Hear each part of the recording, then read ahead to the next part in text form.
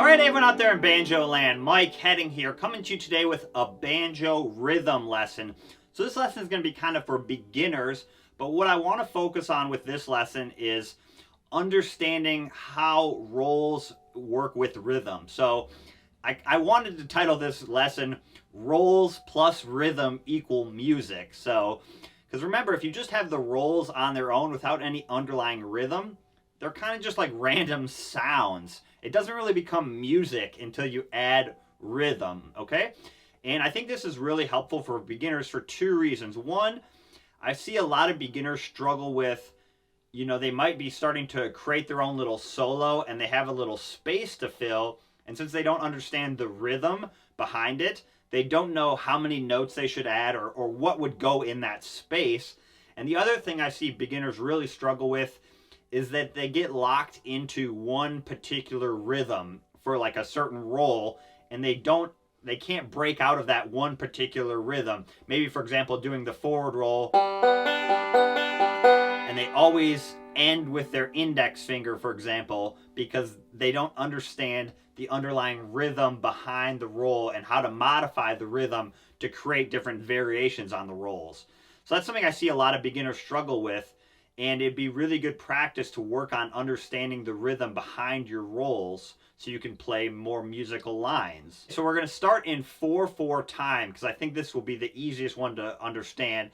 So a very common time signature is 4/4, so 4 beats per measure, 4 quarter notes per measure. Very common in bluegrass, probably the most common bluegrass timing. But what's really cool about this lesson is once you understand the rhythm, you can apply this same concept to other time signatures, which we'll talk about at the end of the lesson. Okay? So first, let's just start with the absolute basics. So I kind of think of one kind of analogy you could use is basically your measure is kind of like a pizza or a pie, and basically you can cut it into different amounts of slices, right? So you can cut it into 4 slices, you can cut it into 2 slices, you could cut it into 8, or you could not cut it at all. And so the first thing I think we should figure out is what is like a whole note. So basically no other notes in one measure. So let's just play on the 3rd string. Doesn't really matter what string we play, but a whole note basically is going to take up the entire measure. So 4 beats. So 1, 2, 3, 4. 1, 2, 3, 4. So we'd be playing on the beginning of each measure, and then I'm letting that whole note ring out for the entire measure. So remember, again, that's basically like we didn't chop up the note at all. We just had one full measure for one single note. So pretty easy. You're not actually going to see the whole notes very often at all on banjo or really in bluegrass at all. Usually we're going to be chopping the measure up into more subdivisions. But just for good counting practice, if you have one whole note, it takes up an entire measure. So four quarter notes, one whole note equals 4 quarter notes. So cutting that in half again would be half notes. So 2 half notes equal a whole note. So if you did that on the 3rd string, you'd have 1, 2, 3, 4, 1, 2, 3, 4. Or you could make them different notes. 1, 2, 3, 4. 1, 2, 3, 4. And what's super important about this, and what I really want you to practice, is with all these notes that we're practicing, the timing of the one measure doesn't change. So if you play 2 half notes, it needs to take up the same amount of time as one whole note. You're not making the measure longer or shorter. You're making the notes longer or shorter, right? So you have a whole note, 1, 2, 3, 4, or half notes, 1, 2, 3, 4, 1, 2, 3, 4. Okay? So one more that you probably won't see very often, but just to practice it, just so we have it, is a dotted half note. So if you add a dot to any of the notes, it basically makes it 1.5 times that amount. So a dotted half note, for example, would be 3 beats, because a half note is 2 beats, and then half of a half note is 1 beat, so 2 plus 1 equals 3. So if you want to do a dotted half note plus a quarter note, would be 1, 2, 3, 4, 1, 2, 3, 4, 1, 2, 3, 4, 1, 2, 3. And again, you can play them on any of the strings, that doesn't matter. So what we're practicing there is filling up that measure with a different amount of notes. So really important.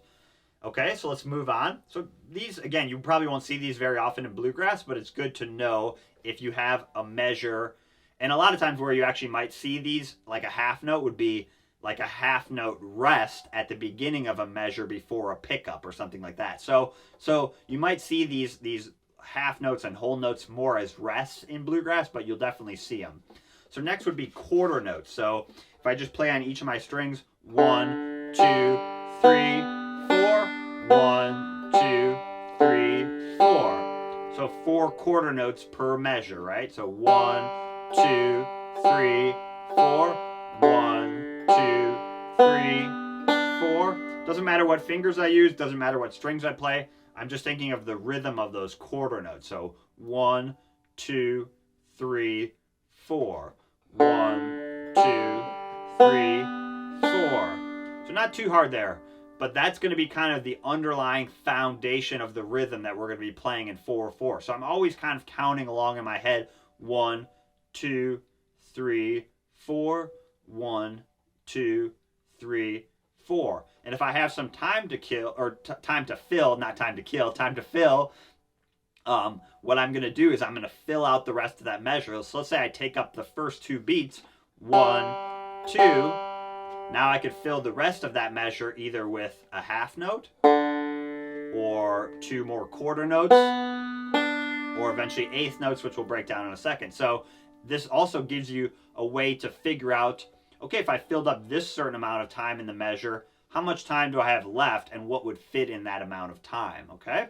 So that's whole notes, half notes, dotted half notes, and quarter notes, okay? So next, let's look at eighth notes. So before we get into 3-note roll patterns, let's look at 4-note roll patterns because they're easier to understand, okay?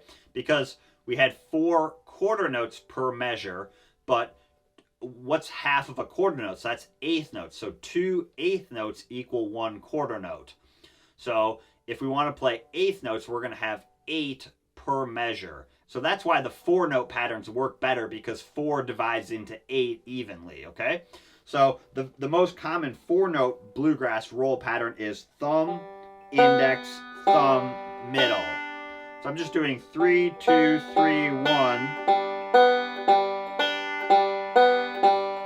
So how do we count eighth notes? Remember, quarter notes are 1, 2, 3, 4. So kind of the way to count eighth notes that's very common is you add the and. So 1 and 2 and 3 and 4 and. So remember, whether you're playing whole notes, half notes, quarter notes, eighth notes, it's all fitting into one measure. 1, 2, 3, 4. Basically, the counting device is just a way to help you hear and remember the rhythm. You can say 1 and 2 and 3 and 4 and.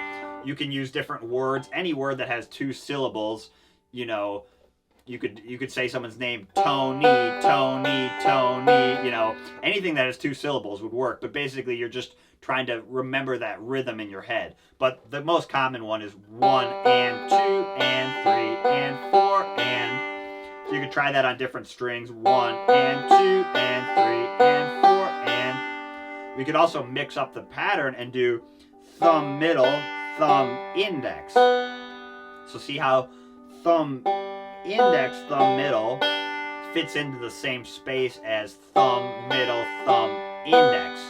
So even though I mixed up my fingers, I'm still playing with the same amount of time. So I'm still playing eighth notes.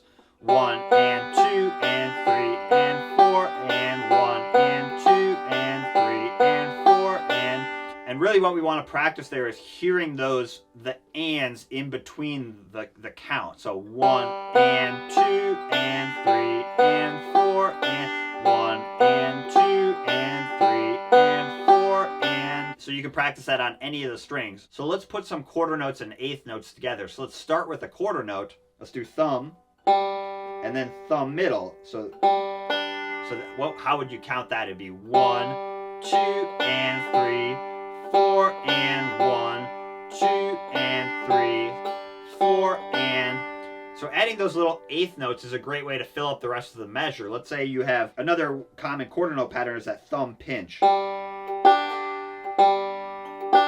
So that's quarter notes, right? 1, 2, 3, 4. Let's say I want to create a little variation on that. Now I could go 1, 2, and 3, 4, and 1.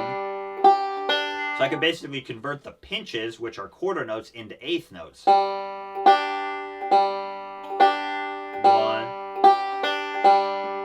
I'll do them back to back. It's fitting the same amount of time.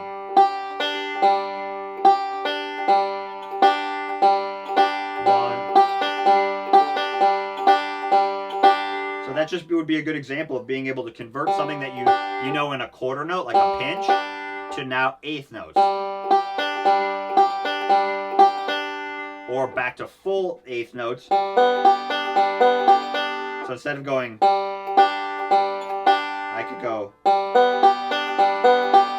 or, so I'd be doing eighth notes at the beginning. 1 and 2 and 3, 4. Always count it out loud if you can. If you can count it, you can usually play it. So 1 and 2 and 3, 4, or 1, 2, 3 and 4 and 1, 2, 3 and 4 and.